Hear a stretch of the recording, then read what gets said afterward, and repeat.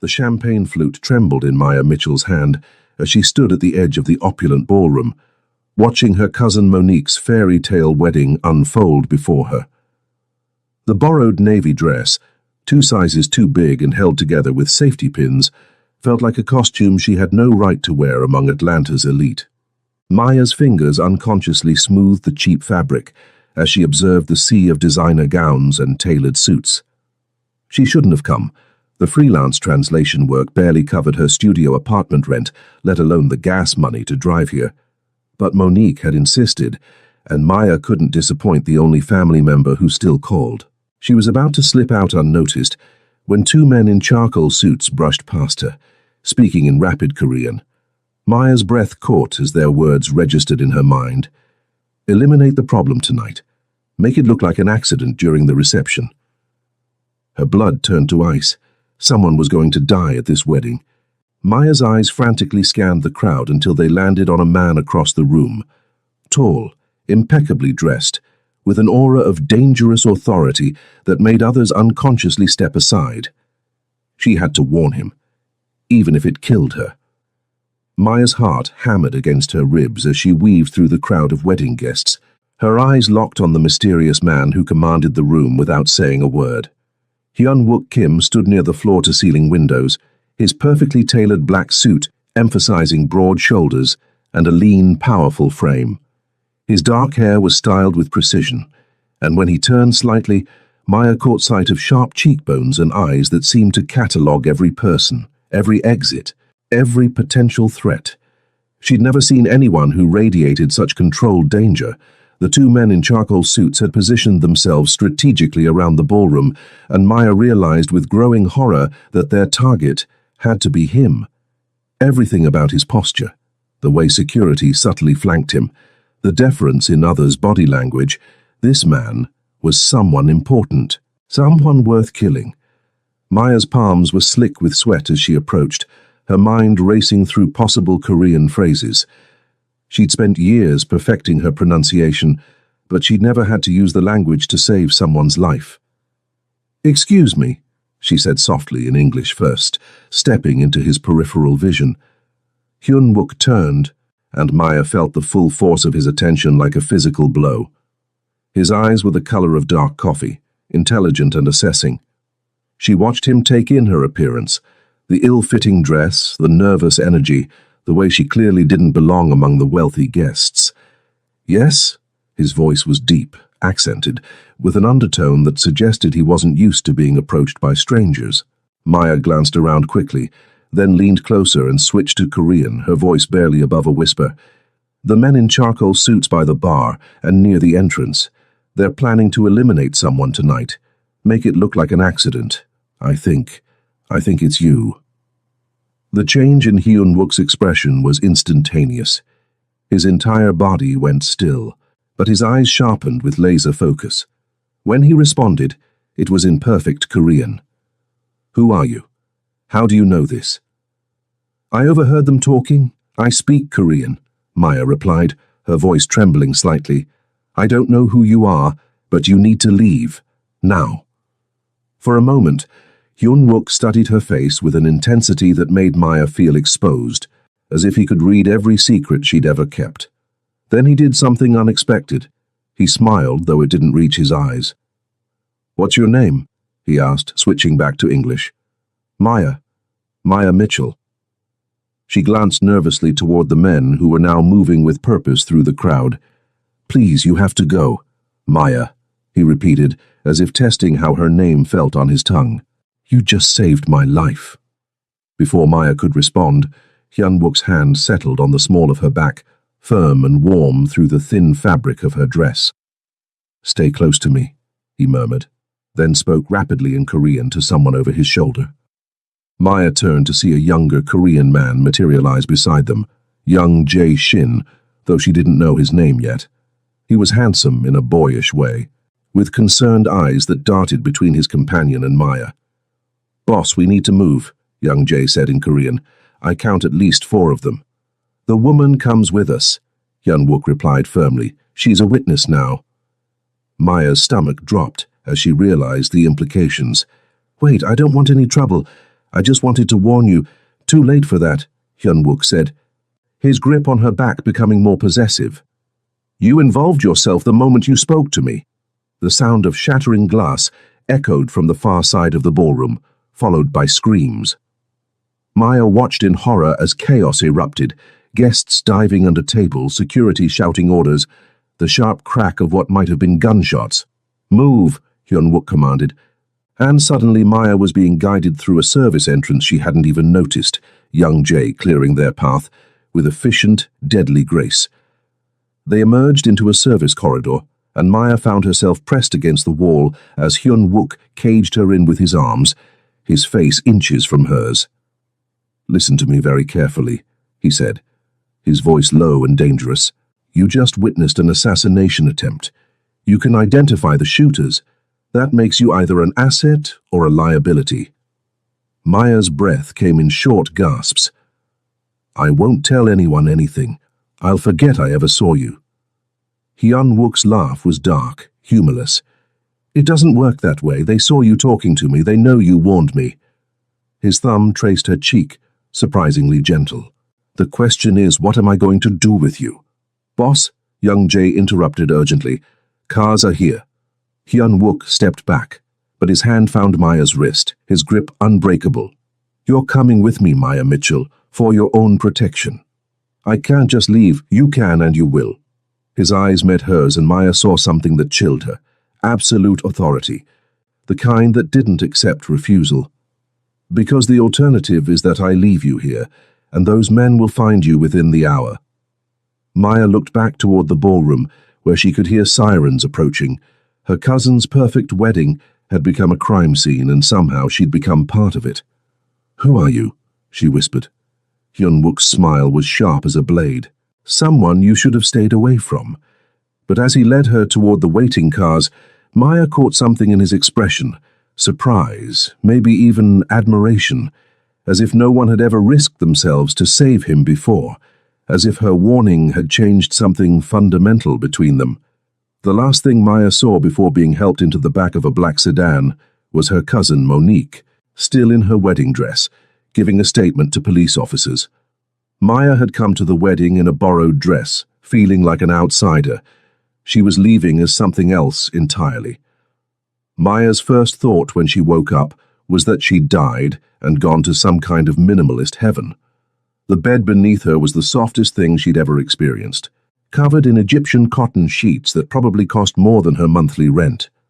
Floor-to-ceiling windows revealed a stunning view of Atlanta's skyline, and the room itself was decorated in muted grays and whites with touches of warm wood. Her second thought was that she was definitely a prisoner. The borrowed navy dress had been replaced with silk pajamas in deep emerald green, and her few belongings, phone, wallet, keys, were nowhere to be found. When she tried the door, it opened easily, but she could hear voices speaking Korean in the hallway beyond. Maya wrapped her arms around herself and moved to the window. The house, no, mansion, sat on what looked like several acres of manicured grounds. She was at least 3 stories up, and even if she could somehow climb down, the property was surrounded by high walls topped with security cameras. You're awake. Maya spun around to find Hyun-wook standing in the doorway, and her breath caught. Gone was the formal wedding attire. Instead, he wore dark jeans and a white button-down shirt with the sleeves rolled up, revealing strong forearms marked with what looked like a small tattoo in Korean characters along his neck. His hair was slightly mussed, as if he'd been running his hands through it, and the effect was devastatingly attractive. Where am I? Maya demanded, proud that her voice didn't shake. Safe. Hyun-wook entered the room, closing the door behind him. How do you feel? Like I've been kidnapped. Protected, he corrected, moving to stand near the window. There's a difference. Maya laughed, but there was no humor in it. Is there? Because I can't leave, can I? Not yet. And my phone. Secured, along with anything else that could be used to track you. Maya sank onto the edge of the bed, the reality of her situation hitting her fully. This is insane. I have a life, responsibilities. People will be looking for me. Hyun-wook's expression softened slightly. Your friend Jasmine thinks you're visiting family out of state. Your landlord received next month's rent early. Your translation clients have been informed you're taking a brief sabbatical. The casual way he rattled off details about her life made Maya's blood run cold. You investigated me. I protect what's mine. The possessive way he said it made something flutter in Maya's chest, even as her rational mind screamed warnings. I'm not yours. I don't even know who you are. Hyun-wook was quiet for a long moment, studying her face. Then he moved to the chair across from the bed and sat down, his posture relaxed but alert. My name is Hyun-wook Kim. I run an organization that handles specialized business interests in the Southeast. Maya's translator brain immediately began parsing the euphemisms. You're a criminal. I'm a businessman who operates outside traditional legal frameworks. That's the same thing. Is it? Hyun-wook leaned forward, his elbows on his knees. Tell me, Maya Mitchell, what do you know about justice? About protecting people who can't protect themselves? I know that kidnapping innocent women isn't justice. And what about stopping men who traffic children, who force women into prostitution, who flood communities with drugs that destroy families? His voice remained calm, but Maya caught the steel beneath it. Sometimes the law isn't enough. Maya stared at him, trying to reconcile the man speaking passionately about protecting the innocent with the one who'd essentially taken her prisoner. So you're what? Some kind of vigilante? I'm someone who understands that power without purpose is meaningless. Hyun-wook stood and moved to the window. The men who tried to kill me last night work for Akira Suzuki. He's been expanding his territory, taking over legitimate businesses and turning them into fronts for human trafficking. And you're trying to stop him? I'm trying to eliminate him. The casual way he said it made Maya shiver. By killing him, if necessary. Maya was quiet for a moment, processing. Why are you telling me this? Hyun-wook turned back to her, and Maya was struck by the intensity in his dark eyes. Because you saved my life without knowing anything about me. Because you risked yourself for a stranger. He paused. Because in 15 years of running this organization, no one has ever done that. There was something vulnerable in his admission, something that made Maya's chest tighten. Anyone would have done the same thing. No, Hyun-wook said quietly. They wouldn't have. A soft knock interrupted them, and young Jae entered carrying a tray of food. He bowed slightly to Maya, his expression polite but wary. Young Jae Shin, Hyun-wook said by way of introduction, my most trusted advisor. Young Jae set the tray on a small table near the window. The perimeter is secure, Munhee reported in English, though Maya caught him glancing at her uncertainly. But we intercepted communications suggesting Suzuki's people are actively searching for her. Maya's appetite disappeared. They're looking for me? You were seen talking to me, Hyun-wook explained. In their minds, that makes you either an ally or someone who knows too much. But I don't know anything. You know I was warned. You know the attack failed. You can identify at least 2 of the shooters. Hyun-wook's expression was grim. That's enough to make you a target. Maya felt the walls of the beautiful room closing in on her. For how long? Until Suzuki is no longer a threat. And how long will that take? Hyun-wook exchanged a look with young Jae. I don't know. Maya stood abruptly, pacing to the window. The grounds below looked peaceful, almost pastoral, but she could see the guards now. Men in dark clothing positioned strategically around the property. I want to go home, she said quietly.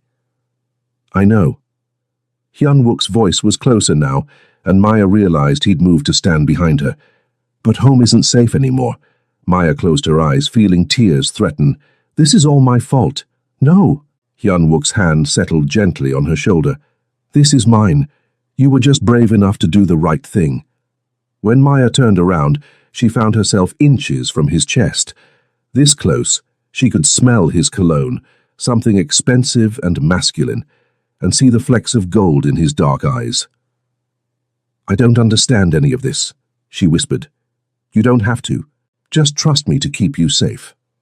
Maya looked up at him, This dangerous, complicated man who spoke about protection and justice while holding her prisoner in a golden cage. Why should I trust you? Hyun-wook's thumb traced her cheek, the gesture surprisingly tender. Because you already did, last night when you warned me. Before Maya could respond, young Jae cleared his throat. Boss, we have a problem. Hyun-wook stepped back, his expression immediately shifting to business mode. What is it? Suzuki's men hit your cousin's apartment building an hour ago. They're escalating. Maya's blood turned to ice. Monique, is she okay? She wasn't there, young Jae assured her quickly. She and her new husband left for their honeymoon this morning. Relief flooded through Maya, followed immediately by a new fear. But they'll keep looking. Yes, Hyun-wook said grimly, which means we need to end this quickly. As he and young Jae began discussing security protocols in rapid Korean, Maya sank back onto the bed, the full weight of her situation settling over her. She'd saved a stranger's life and lost her own freedom in the process. But as she watched Hyun-wook coordinate her protection with the efficiency of a man accustomed to command, Maya couldn't shake the feeling that her life had been heading toward this moment all along. 3 days into her captivity, Maya had established a routine that helped her maintain some semblance of sanity. Morning yoga by the window, afternoon translation work on her laptop, carefully monitored, she was sure, and evening conversations with Hyun-wook that left her more confused about him than ever. He was nothing like what she'd expected from a crime boss. He spoke 4 languages fluently, had read more literature than most college professors, and possessed an unexpected gentleness when he thought no one was watching. She'd seen him personally thank the kitchen staff in their native Spanish, help an elderly groundskeeper carry heavy equipment, and spend 20 minutes on the phone talking his nephew through a math problem. But she'd also seen the way his men looked at him, with a mixture of respect and fear that spoke to a darker side she hadn't witnessed yet. This evening was different, though. Hyun-wook seemed tense, distracted, and when he joined her for dinner on the terrace overlooking the gardens, Maya could see the strain in his shoulders. Bad day, she asked, pouring him tea from the delicate porcelain set that had become part of their ritual. Suzuki made another move. Hyun-wook accepted the cup, his fingers brushing hers briefly. He's getting desperate. What kind of move? Hyun-wook was quiet for a moment, studying her face. He took out one of my legitimate businesses, a restaurant in Koreatown that employed mostly single mothers. Maya's chest tightened. Were people hurt? No, but 15 women lost their jobs and the message was clear. His jaw clenched. He's trying to draw me out by hurting innocent people. I'm sorry, Maya said softly, and she meant it. Despite everything, she'd begun to understand that Hyun-wook's world wasn't black and white. The people who worked for him seemed genuinely loyal, not just afraid, and the businesses he protected provided real services to the community. It's not your fault, isn't it? If I hadn't warned you, then I'd be dead, and Suzuki would be expanding his territory unopposed. Hyun-wook set down his teacup and looked directly at her. You did the right thing, Maya. Don't doubt that. The conviction in his voice made something warm unfurl in Maya's chest. How do you do it? She asked. Live with all this violence, all this uncertainty. The same way you've lived with uncertainty your whole life, he replied, surprising her. You adapt. You find strength you didn't know you had. Maya frowned. What do you mean? Hyun-wook leaned back in his chair, his expression thoughtful. 17 foster homes between the ages of 5 and 18. Parents died in a car accident when you were young. You aged out of the system with nothing but a high school diploma and a gift for languages. Maya's blood chilled. You had no right to investigate my past. I had every right. You're under my protection now. His voice softened. But that's not why I looked into your background. Then why? Because I needed to understand how someone develops the kind of courage you showed that night. How someone risks everything for a stranger. Hyun-wook leaned forward, his eyes intense. Do you know what I found? Maya shook her head, not trusting her voice. A woman who's been taking care of herself since she was a child, who learned languages as a way to connect with people when she had no family, who's never had anyone to protect her, so she learned to protect others instead. Tears pricked Maya's eyes. Stop. You've been alone your whole life, haven't you?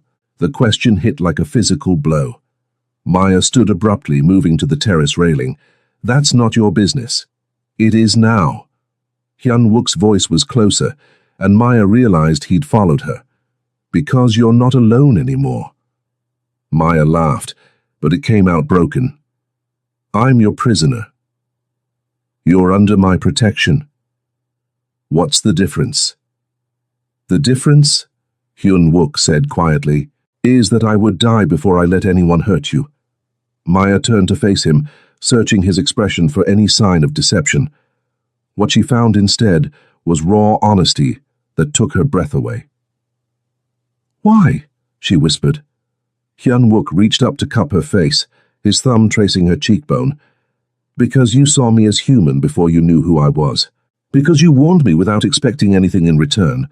Because when I look at you, I remember what it feels like to want to be a better man. Maya's heart hammered against her ribs. Hyun-wook, I know this situation isn't ideal. I know you didn't choose this. His other hand came up to frame her face completely.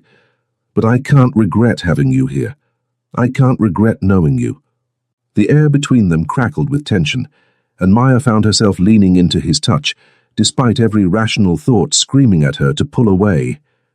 This is crazy, she breathed. Yes, he agreed, his thumb tracing her lower lip. It is. Before Maya could lose her nerve, she rose on her toes and kissed him. The kiss was soft at first, tentative, but when Hyun-wook responded with a low groan, pulling her closer, it deepened into something desperate and hungry. Maya had never felt anything like the fire that spread through her veins, the way her entire world narrowed to the feeling of his lips on hers, his hands tangling in her hair. When they finally broke apart, both breathing hard, Hyun-wook rested his forehead against hers. Maya, he said, her name like a prayer on his lips. I know, she whispered. I know this is complicated and dangerous and probably stupid, but I... Boss! Young Jae's urgent voice cut through the moment like a knife. We have a problem. Hyun-wook immediately stepped in front of Maya, his body language shifting to protective mode. What is it? Young Jae appeared on the terrace, his expression grim. Suzuki's people found the safe house on Peachtree. They're moving faster than we anticipated.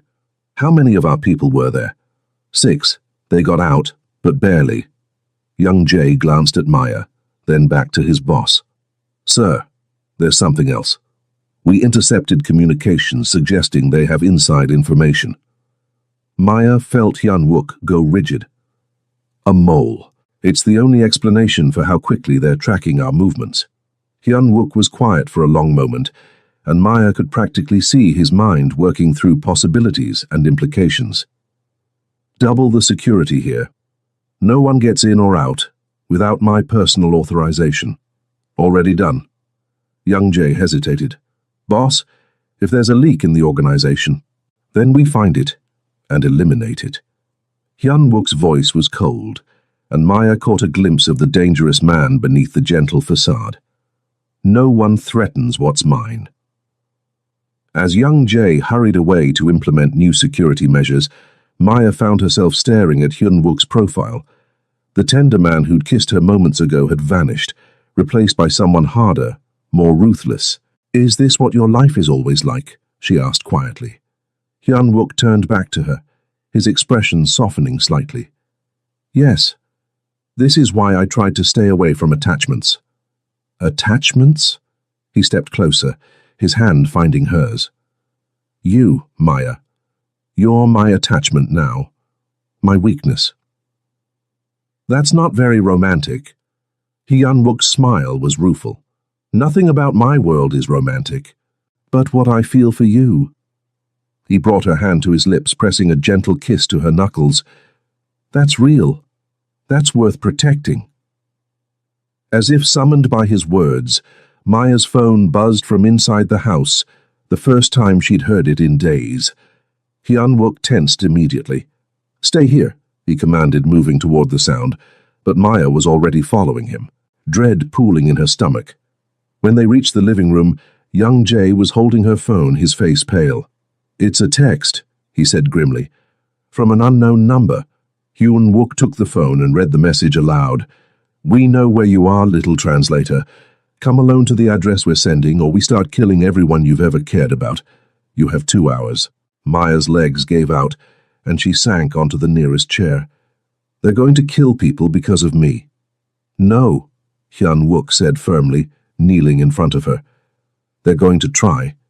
There's a difference. You can't stop them all. Watch me."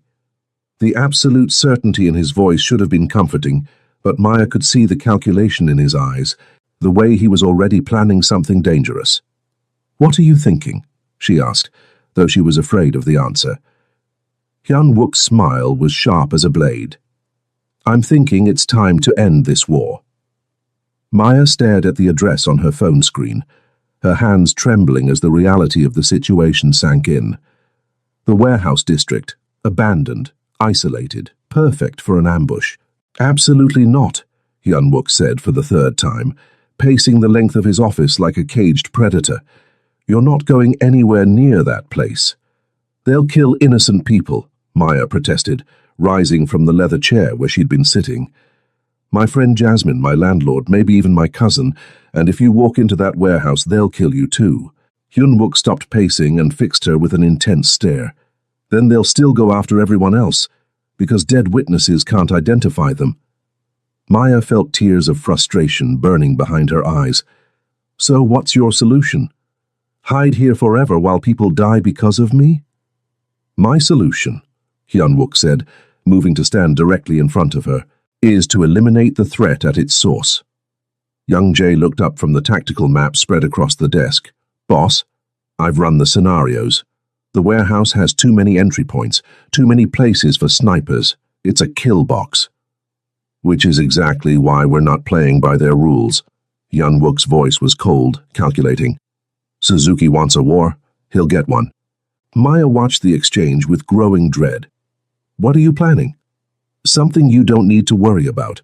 "Don't treat me like a child," Maya snapped, surprising herself with her vehemence. "I'm the reason this is happening. I have a right to know." Hyun Wook studied her for a long moment, then nodded to young Jay, who reluctantly left the office. When they were alone, he moved to the window overlooking the grounds. "Suzuki's been trying to draw me into open conflict for months," he said quietly. "He knows that in a direct war, he'll lose. My organization is stronger, better connected. But if he can make me emotional, make me act rashly, he wins," Maya finished. "Exactly." Hyun Wook turned back to her. "Which is why I'm not going to save you, Maya." The words hit like a physical blow. "What?" "I'm going to let him think he has you, let him believe he's won." Hyun Wook's expression was unreadable. "And then I'm going to destroy him." Maya felt the blood drain from her face. "You're using me as bait. I'm using his arrogance against him. That's the same thing." "No," Hyun Wook said, moving closer. "Bait is expendable. You're not." Before Maya could respond, the office door burst open. Myung-ho Han, one of Hyun Wook's senior lieutenants, stood in the doorway with barely controlled fury on his face. "This is insane," he said in Korean, apparently forgetting that Maya could understand every word. "You're risking everything for one woman." "Watch your tone," Hyun Wook replied in the same language, his voice deadly quiet. "The men are talking," Myung-ho continued, switching to English with a sharp glance at Maya. "They're saying you've gone soft, that you're making decisions with your heart instead of your head." Maya felt the tension in the room ratchet up several degrees. "Maybe I should leave you two to—" "Stay," Hyun Wook commanded without taking his eyes off Myung-ho. "This concerns you." Myung-ho's jaw clenched. "Sir, with respect, this woman has been here less than a week and already she's caused more problems than—" "Than what?" Hyun Wook's voice was dangerously soft. "Than the 15 years you've been taking my money and questioning my judgment. I've been loyal to this organization since before she was even loyal." Hyun Wook laughed, but there was no humor in it. "Is that what you call undermining my authority?" Spreading dissent among the ranks? Maya watched in horror as understanding dawned on Hyun Wook's face. "It's you," he said quietly. "You're the mole."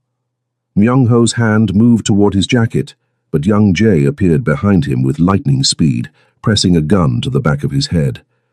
"I wouldn't," young Jae said calmly. "How long?" Hyun Wook asked, his voice eerily calm.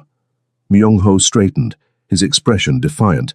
6 months, since you started going soft, caring more about protecting civilians than expanding territory. And Suzuki pays better than loyalty? Suzuki understands that power is the only thing that matters, not some misguided sense of honor. Maya felt sick. You told them about the safe house. About me. Myung-ho's smile was cold. You're a weakness he can't afford. I was trying to eliminate the problem. The words were barely out of his mouth before Hyun Wook moved, crossing the room in 2 strides and slamming Myung-ho against the wall. Maya had never seen anyone move that fast, that violently. You betrayed your family, Hyun Wook said, his voice deadly quiet. You put her in danger. She's not family, Myung-ho gasped. She's an outsider who's made you weak. Hyun Wook's hand tightened around Myung-ho's throat. You're right about one thing. She has changed me. His eyes were black with fury. She's made me realize that some things are worth protecting, even if it means burning everything else down. Maya watched in fascination and terror as Hyun Wook's mask of civilization slipped completely. This was the man who commanded fear and respect in the criminal underworld, and she was seeing him unleashed. Boss, young Jae said quietly. What are your orders? Hyun Wook was silent for a long moment, his hand still around Myung-ho's throat. Then he stepped back, his expression cold as winter. Take him to the basement, I'll deal with him later. He turned to Maya and she saw something that chilled her, absolute ruthlessness. Right now, we have a war to finish. As young Jae dragged Myung-ho away, Maya found herself alone with a man who just revealed the full extent of his dangerous nature. She should have been terrified. Instead, she felt something else entirely. Are you afraid of me now? Hyun Wook asked quietly. Maya considered the question seriously. I should be, but you're not. No. She moved closer to him, studying his face. I'm afraid for you. Hyun Wook's expression softened slightly. Maya, you said I've changed you, made you weak. She reached up to touch his cheek. But what if I've actually made you stronger? How?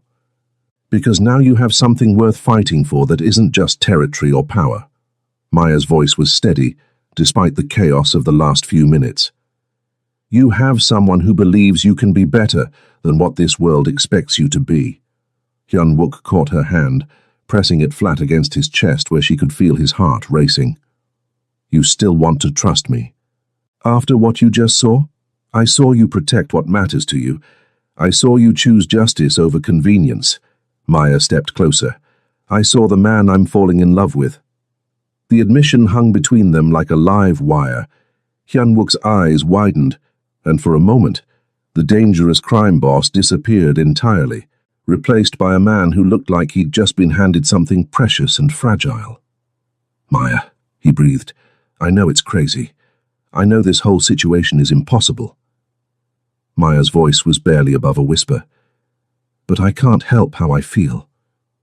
Hyun Wook pulled her against him, his arms wrapping around her like he could shield her from the world. You have no idea what you mean to me.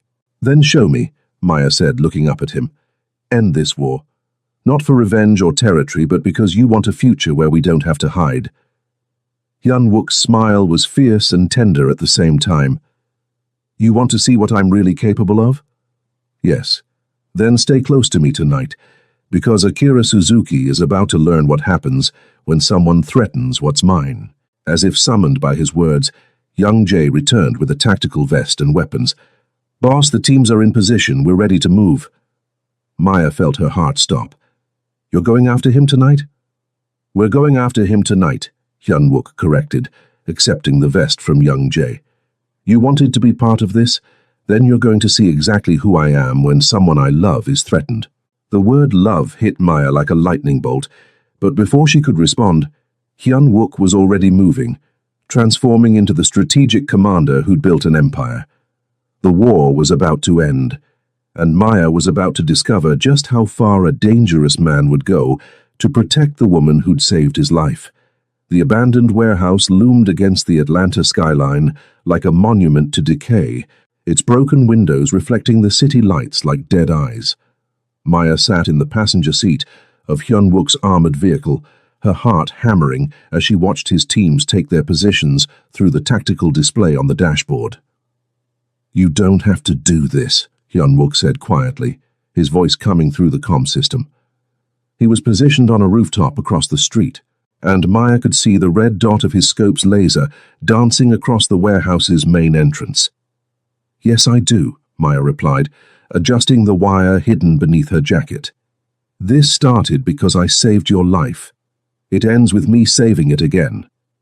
"Maya," his voice was rough with emotion, "if something goes wrong, it won't." Maya forced confidence into her voice. "You won't let it." Through her earpiece, she heard young Jay's voice. "Target acquired. Suzuki's inside with at least 12 men. Ryo Hayashi is positioned as a sniper on the east side." Maya took a deep breath and stepped out of the vehicle. The night air was cold against her skin, and every instinct screamed at her to run. But she thought about Jasmine, about her cousin Monique, about all the innocent people who would suffer if this war continued. She thought about Hyun-wook, and how he'd looked at her when she'd told him she was falling in love with him. "I'm moving," she said quietly, walking toward the warehouse entrance. The main door was slightly ajar, spilling yellow light onto the cracked pavement. Maya pushed it open and stepped inside, immediately hit by the smell of rust and motor oil. The warehouse was mostly empty, except for some old shipping containers and machinery covered in tarps. "Welcome, little translator." Akira Suzuki emerged from behind one of the containers, flanked by 6 men in dark suits. He was younger than Maya had expected, maybe early 40s, with silver-streaked hair and cold eyes that reminded her of a shark's. "Mr. Suzuki," Maya said, proud that her voice didn't shake. "You're braver than I expected, or more foolish." Suzuki smiled, but it didn't reach his eyes. "Where is your protector? I was hoping Kim would be man enough to come himself. He doesn't negotiate with terrorists." Suzuki laughed. "Terrorists? I'm a businessman." "Miss Mitchell, Kim is the one who's been disrupting legitimate commerce in this city." "Legitimate commerce?" Maya couldn't keep the disgust out of her voice. "Is that what you call human trafficking? I call it supply and demand." Suzuki's expression hardened. "But enough philosophy. You're here because you have something I want." "Information about Hyun-wook's operations." "Exactly." Suzuki began walking in a slow circle around her, like a predator sizing up prey. "You've been living in his house, sleeping in his bed. You must have seen files, heard conversations." Maya felt heat rise in her cheeks. "I haven't been sleeping in his bed." "No? How disappointing for him." Suzuki stopped directly in front of her. "But you have been observing, learning. A woman with your linguistic skills would pick up quite a bit." Through her earpiece, Maya heard Hyun-wook's voice. "Teams in position, on my signal." "I don't know anything useful," Maya said aloud. "I think you're being modest." Suzuki gestured to one of his men who produced a tablet. Bank account numbers, safe house locations, the names of his contacts in law enforcement. "Surely you've heard something." Maya stared at the tablet, her mind racing. She could give him false information, but he'd verify it before letting her go. She could refuse, but then he'd probably torture her for the real details. Or she could trust that the man she'd fallen in love with would keep his promise. "You're right," Maya said finally. "I do know something." Suzuki leaned forward eagerly. "Yes?" Maya smiled, and for the first time since entering the warehouse she felt truly calm. "I know that you're about to lose everything." Suzuki's expression shifted to confusion, then alarm as the warehouse lights suddenly cut out, plunging them into darkness. Emergency lighting kicked in a second later, casting everything in an eerie red glow. "What?" Suzuki began, But his words were cut off by the sound of shattering glass as smoke grenades crashed through the skylights. "Maya! Down!" Hyun-wook's voice barked through her earpiece. Maya dropped to the floor as chaos erupted around her. The smoke was thick and acrid, making her eyes water, but she could hear the sharp crack of gunfire and shouted orders in Korean and Japanese. Through the haze, she saw muzzle flashes and moving shadows. Suzuki's men were firing blindly, their formation broken by the surprise attack. Maya crawled toward what looked like cover behind a shipping container, her heart pounding. Northeast corner. 2 targets down. Young Jae's voice came through the comm. "Sniper eliminated," another voice reported. "Where's Suzuki?" Hyun-wook demanded. Maya peered around the container and saw a figure moving toward the back of the warehouse. Suzuki, trying to escape through what must be a rear exit. "He's heading for the back door," Maya whispered into her mic. "I see him," Hyun-wook replied. "Stay down." But Maya was already moving, driven by an instinct she didn't fully understand. Suzuki had caused all of this pain, threatened innocent people, turned her life upside down. She wasn't going to let him escape to do it again.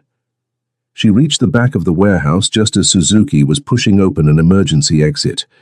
Without thinking, Maya grabbed a heavy wrench from a nearby workbench and swung it at his knees.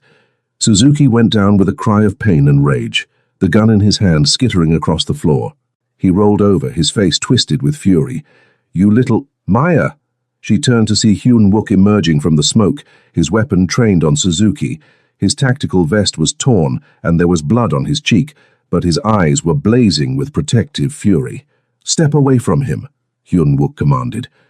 Maya quickly moved to his side, and Hyun-wook immediately positioned himself between her and Suzuki, who was struggling to stand with his injured leg. "It's over, Akira," Hyun-wook said quietly. Suzuki laughed bitterly. "You think killing me ends this? I have allies, other families who will be very interested to learn about your side businesses," Hyun-wook interrupted. "Human trafficking isn't popular with the traditional families. They prefer to keep their crimes cleaner."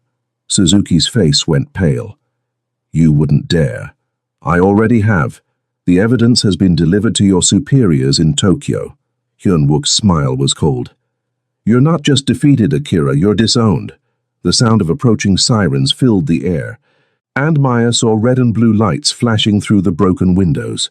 "Police?" she asked. "Anonymous tip about a human trafficking operation," young Jae said, appearing beside them with several other team members. "They'll find enough evidence to put Suzuki away for life." "You can't prove anything," Suzuki snarled. "I don't have to," Hyun-wook replied. "Your own people will handle justice. I just made sure you'd be in a cage where you can't hurt anyone else while they decide your fate." As the police stormed the warehouse, Hyun-wook's team melted away like shadows, leaving only Maya and Hyun-wook standing over Suzuki. "We need to go," Hyun-wook said, taking Maya's hand.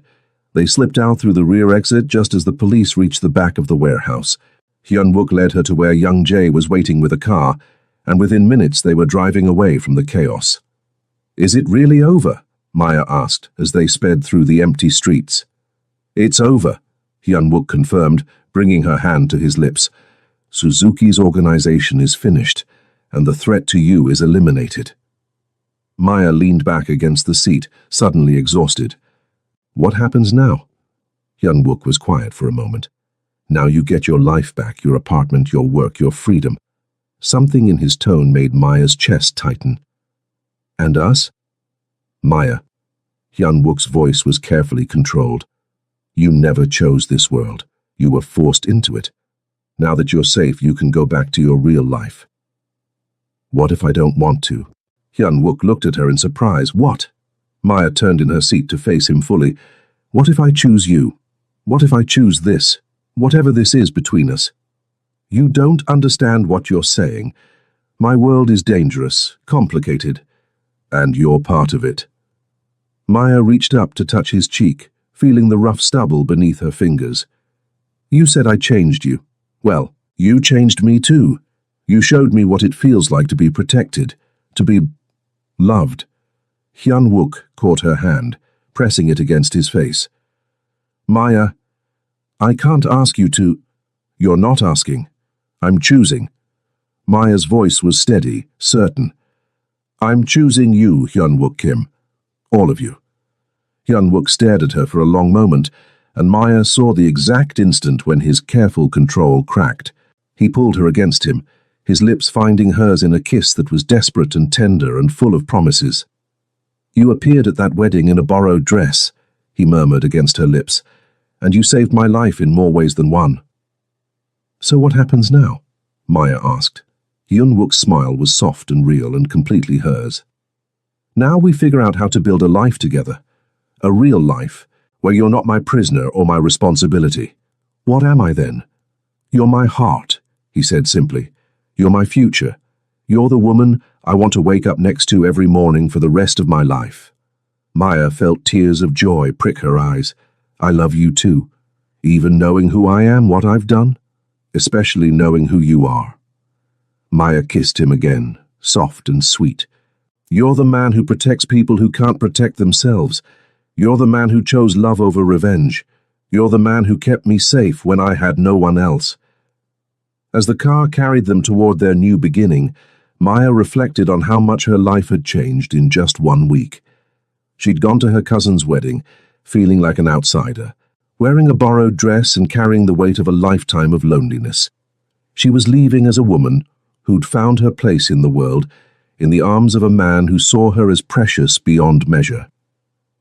Sometimes the most beautiful love stories began with the most impossible circumstances, and sometimes saving someone else's life was really about saving your own.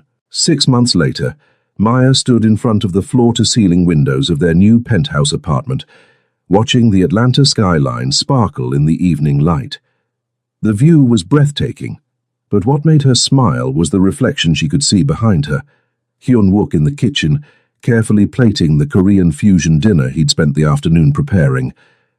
"You know I can cook too," she called out, not turning around. "I know," he replied, and she could hear the smile in his voice, "but I like taking care of you." Maya turned to watch him work, still amazed by how domestic he looked in jeans and a simple button-down shirt, his sleeves rolled up and his hair slightly mussed. It was hard to believe this was the same man who commanded one of the most powerful organizations in the Southeast, though that was changing too. Over the past 6 months, Hyun-wook had been systematically legitimizing his business operations, moving away from the gray areas that had once defined his empire. It wasn't easy, and it wasn't fast, but Maya saw the peace it brought him. "How was the translation conference?" he asked, carrying their plates to the dining table. "Productive. I got 3 new corporate clients." Maya joined him, accepting the glass of wine he poured for her. "And I may have found our first candidate." Hyun-wook raised an eyebrow. "For the foundation?" Maya nodded. The Kim Mitchell Foundation for Linguistic Education was still in the planning stages, but they'd already identified their mission, providing language education and translation services to immigrant communities and trafficking survivors. "A young woman from El Salvador. She's brilliant with languages but can't afford formal training." "Set up a meeting," Hyun-wook said immediately. "We'll make it work." Maya reached across the table to take his hand. "I love that you say we now." "We're a team," he said simply, bringing her hand to his lips. "In everything." As they shared dinner and planned their future, Maya thought about the borrowed dress hanging in her closet, the one she'd worn to Monique's wedding. She'd kept it as a reminder of the night that changed everything, the night she'd saved a stranger's life and found her own in the process. Sometimes the most beautiful beginnings came from the most unexpected places, and sometimes love really could conquer everything.